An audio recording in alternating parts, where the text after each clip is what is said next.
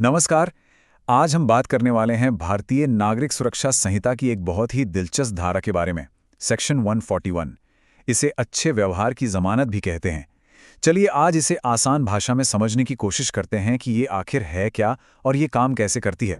तो चलिए इस पूरे मामले को एक सीधे से सवाल से शुरू करते हैं। मान लीजिए कोर्ट किसी से अच्छे व्यवहार की जमानत मांगती है, लेकिन वो इंसान ये जमानत दे ही नहीं पाता। तो फिर क्या होगा? ये एक ऐसी सिचुएशन है जिसके नतीजे काफी गंभीर हो सकते हैं। और बस यहीं पर सेक्शन 141 की एंट्री होती है। लेकिन नतीजों पर कूदने से पहले एक कदम पीछे हटते हैं। सबसे पहले तो ये समझना जरूरी है कि कानून की भाषा में इस सिक्योरिटी या जमानत का आखिर मतलब क्या होता है, क्योंकि यही इस पूरे सेक्शन की नींव है।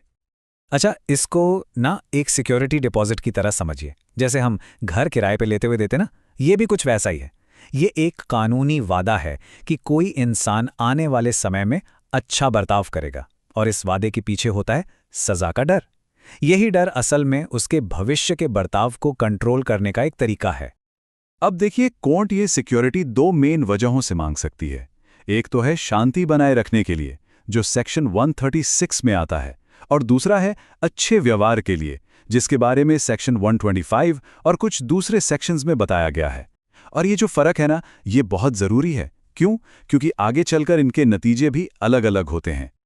तो चलिए अब आते हैं सेक्शन 141 के सबसे जरूरी हिस्से पर, वो सवाल जहां से हमने शुरू किया था। क्या होता है जब कोई कोर्ट की मांगी हुई सिक्योरिटी नहीं दे पाता? यहीं से कानून अपना असली काम दिखाना शुरू करता है। इसका जवाब ना बिल्कुल सीधा और साफ है। सेक्शन 141(1)(a कहता है कि अगर सिक्योरिटी नहीं दी गई तो उस इंसान को सीधा जेल भेजा जाएगा। कोई लाग लपेट नहीं, सीधा एक्शन। ये कानून का एक बहुत ही क्लियर मैसेज है। तो इसकी प्रोसेस क्या है? बहुत सिंपल। स्टेप 1, कोर्ट ने ऑर्डर दिया। स्टेप 2, उस इंसान ने सिक्योरिटी नहीं दी। स्टेप 3, उसे जेल भेज दिया जाता है। लेकिन यहां एक इंटरेस्टिंग बात है। ये जेल की सजा दो तरह से खत्म हो सकती है। या तो जो टाइम पीरियड तय हुआ था वो पूरा हो जाए, या फिर वो इंसान बीच में ही सिक्योरिटी जमा कर दे। लेकिन रुकिए, कहानी में अभी एक ट्विस्ट बाकी है।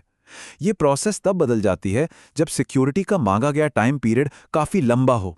मतलब हर केस एक जैसा नहीं होता। तो सवाल यह है कि अगर सिक्योरिटी 1 साल से भी ज्यादा समय के लिए मांगी गई हो तब क्या होगा? ऐसे में यह पूरा मामला और सीरियस हो जाता है और प्रोसेस थोड़ी बदल जाती है। इससे पता चलता है कि कानून लंबे समय वाले केसेस को ज्यादा गंभीरता से देखता है।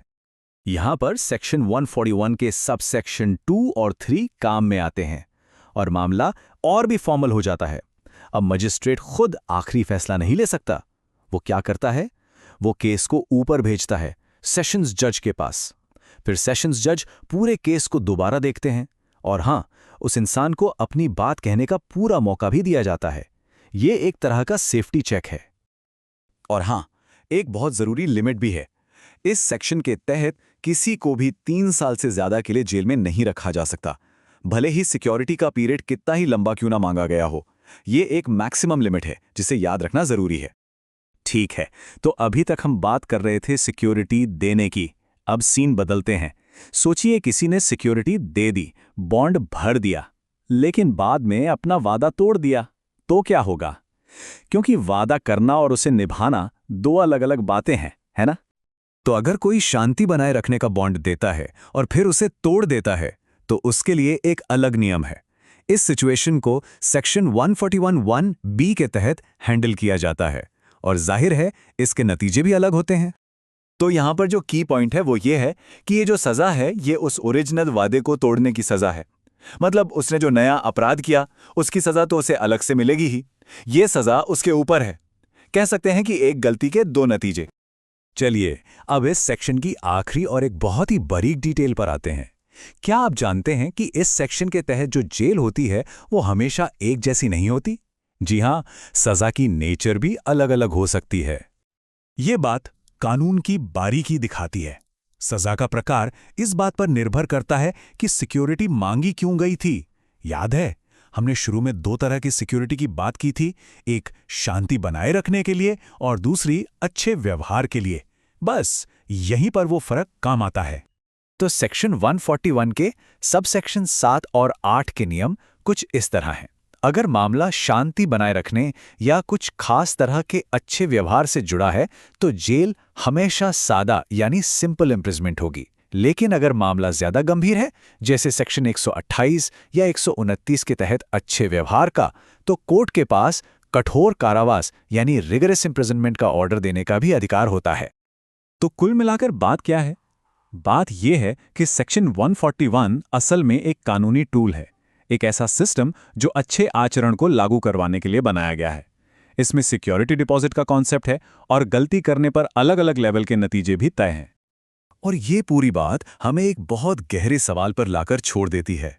सवाल ये है कि ये कानून जो अपराध होने से पहले ही उसे रोकने की कोशिश करता है, वो समाज की सुरक्षा और एक व्यक्ति की आज़ादी के बीच संतुलन कैसे बनाता है? ये एक ऐसी बहस है जो हमेशा चलती रहेगी।